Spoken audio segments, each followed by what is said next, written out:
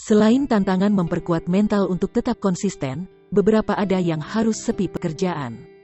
Hal inilah yang sempat dirasakan oleh presenter sekaligus artis Nyikta Gina. Diketahui ia menggunakan hijab pada tahun 2016. Waktu itu inget banget aku masih ada kontrak sama salah satu iklan, terus waktu itu adalah bulan Ramadan. Bulan Juli minggu terakhir tahun 2016, ungkapnya dikutip Tribun News, Selasa, tanggal 10 November tahun 2021. Ia pun mengingat peristiwa itu terjadi saat bulan Ramadan. Itu abis Juli ke Desember.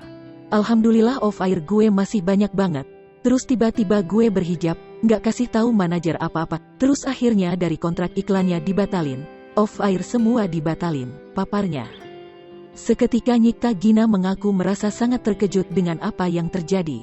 Ia pun meminta pendapat pada sang suami, Kinos. Aku sampai kayak, astagfirullahalazim. Aku tiba-tiba bilang ke Kinos, apa nanti lagi mas pakai hijabnya? Kok kerjaan gue abis semua?